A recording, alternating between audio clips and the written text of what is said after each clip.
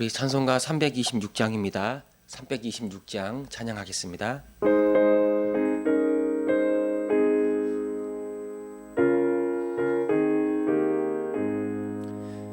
내 죄를 회개하고 주 예수 믿고서 내 주를 사랑하며 잘 섬기리로다. 나 어디 가든지 무엇 하든지 주 예수 위하여 충성하리라. 내 주의 뜻을 따라 나 살기 원하며 이 세상 있을 동안 주 섬기리로다. 나 어디 가든지 무엇 하든지 주 예수 위하여 충성하리라. 주님의 크신 능력 날 도와주시니 내 본분 다하여서 주 섬기리로다. 나 어디 가든지 무엇 하든지 주 예수 위하여 충성하리라. 내 직분 감당하고 저 천국 올라가 내 주를 길이 잘 섬기리로다. 나 어디 가든지 무엇 하든지 주 예수 위하여 충성하리라. 아멘.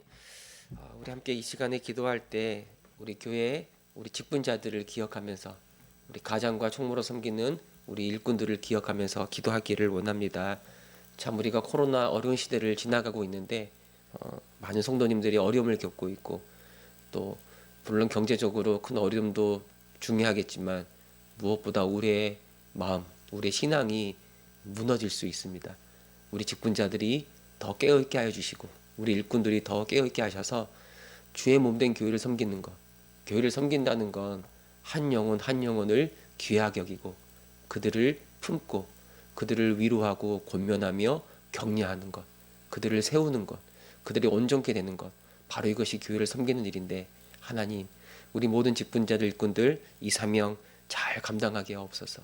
주님을 섬기는 것, 주님께 충성하는 것, 바로 그것이 한 영혼을 섬기는 일임을 잊지 말게 하셔서 올해 이 어려울 때에 우리 화전중앙교회가 더 든든하게 더 영적으로 강한 주의 군사로 세워져가는 시간들이 되게 해달라고 우리 시간에 우리 직분자들과 일꾼들을 기억하면서 함께 기도하겠습니다.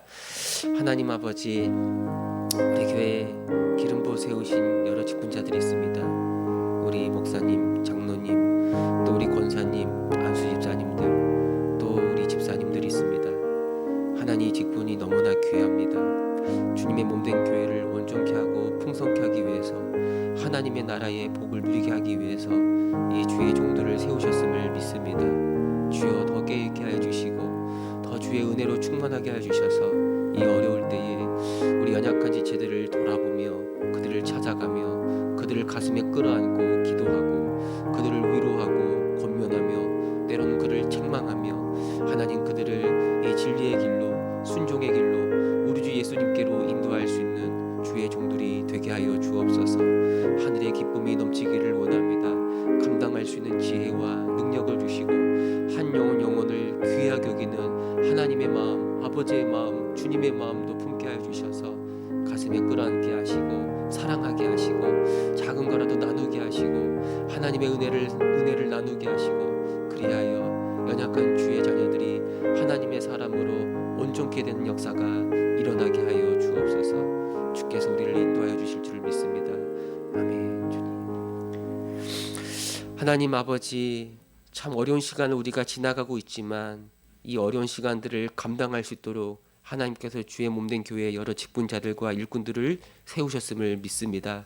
하나님, 우리 직분자들과 일꾼들에게 하늘의 지혜와 하늘의 능력과 하늘의 복으로 충만케 해주셔서 주어진 사명 감당하기에 부족함이 없게 하시고, 무엇보다 하나님, 한 영혼을 귀하게 여기고 그들을 섬기는 사람으로 우리를 불러주셨사오니, 하나님, 주의 몸된 교회 우리가 연약한 지체들을 바라볼 때 그들을 가슴에 품게 하시고, 때론 찾아가게 하시고, 때론 만나게 하시고, 하나님 그들에게 하나님의 말씀, 위로의 말씀, 격려의 말씀, 때론 책망의 말씀으로 그들을 온전케 할 수 있는 우리 모든 섬김이들이 되게 하여 주옵소서. 함께 하실 줄 믿습니다. 감사드리며 우리 주 예수 그리스도의 이름으로 기도합니다. 아멘. 네, 말씀 보겠습니다.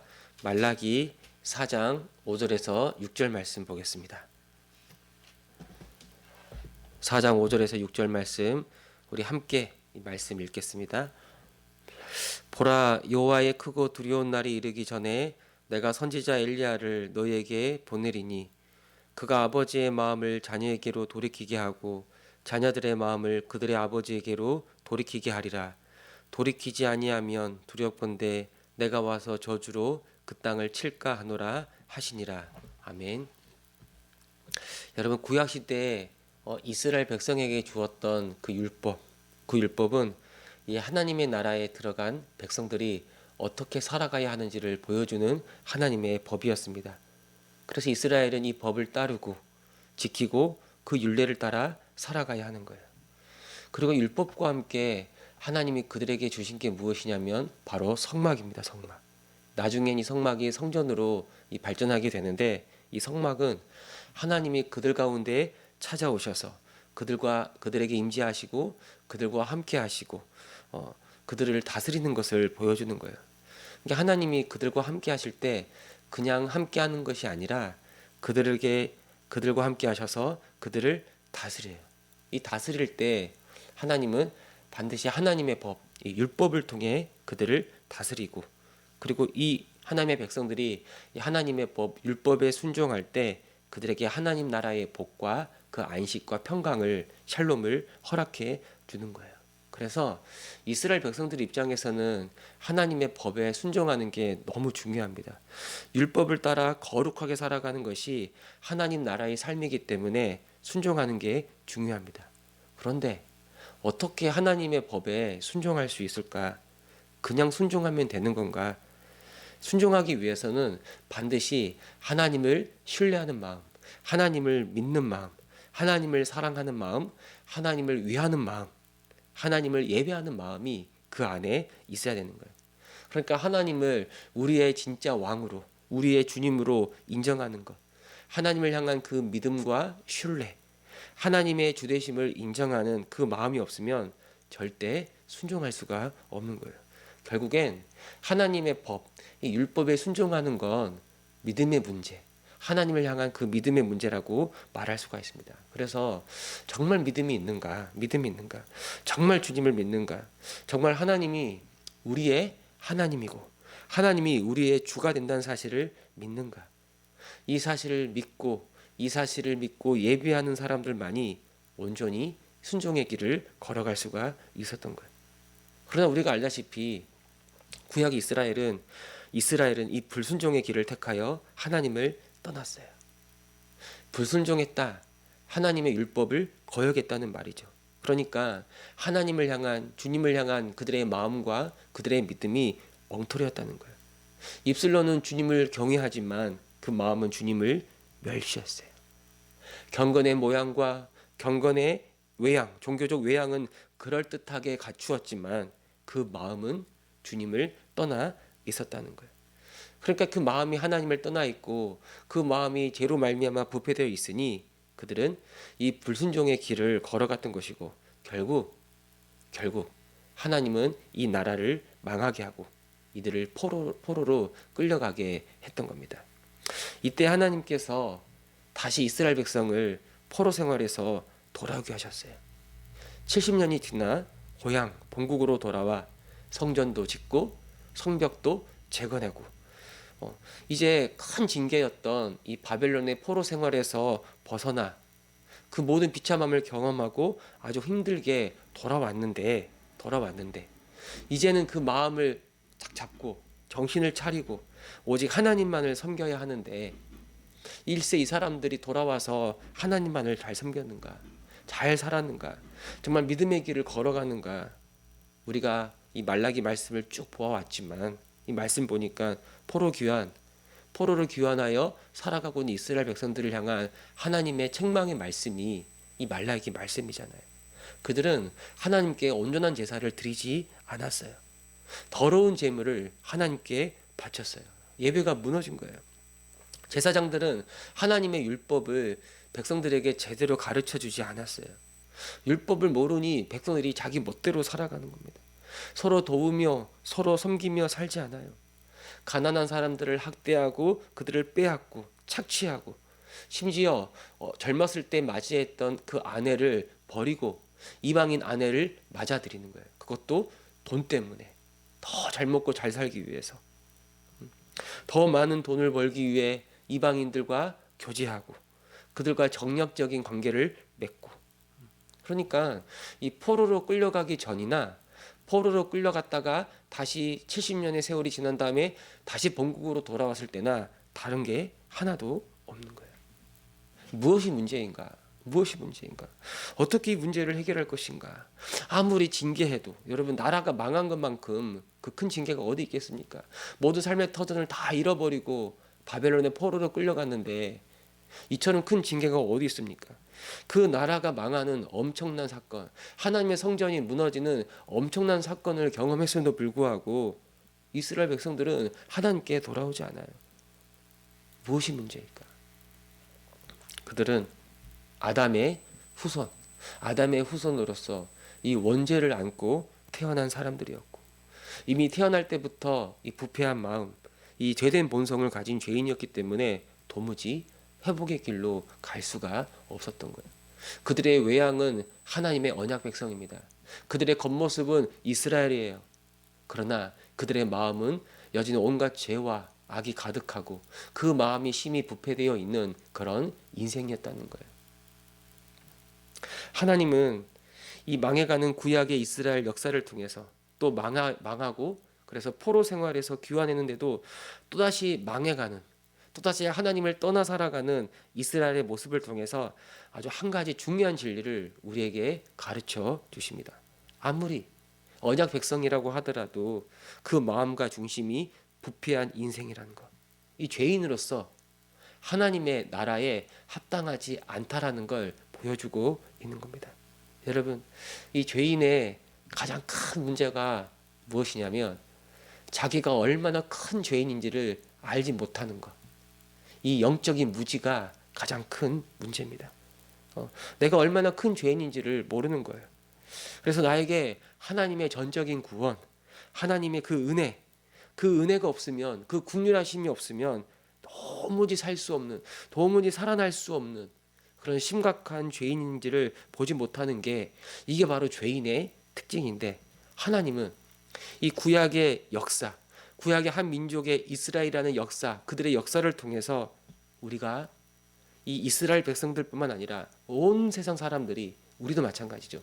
하나님 앞에 얼마나 심각한 죄인인지, 얼마나 구제불능인지, 얼마나 하나님의 나라에 합당하지 않는 자, 그래서 도무지 들어갈 수 없는 자인지를 우리에게 이 역사를 통해서 가르쳐 주시고 보여주시는 겁니다. 바울은 이 로마서나 이 갈라디아서를 통해서 하나님이 우리에게 율법을 주신 것은 우리의 모든 입을 막고 하나님 앞에 죄인이라는 사실을 인정하게 하고 그리고 우리의 죄를 깨닫게 하기 위해서 우리에게 율법이 주어졌다라고 그렇게 말하고 있습니다. 이 사실을 아는 사람들, 이 구약 이스라엘 백성들 중에서도 율법 앞에서 죄의 문제가 해결되는 게 아니라 내가 더 큰 죄인으로 드러날 수밖에 없는 그런 아주 비참한 자신의 처지를 알고 고백하는 사람들은 바로 주님께 엎드려 회개할 수밖에 없는 거예요. 회개하여 돌이키고 정말 주님의 긍휼과 주님의 자비를 의지하는 것밖에 살 수 있는 길이 없다라는 걸 이들은 알고 있는 겁니다. 오늘 말씀 보니까 하나님이 엘리야를 보낼 것이다라고 약속해요. 여호와의 크고 두려운 날이 이르기 전에 내가 선지자 엘리야를 너에게 보내리니. 여호와의 크고 두려운 날은 마지막 심판의 날, 이 종말의 날을 가리키는 거예요. 악한 자들을 심판하고 그들의 날이 끝나는 종말의 날.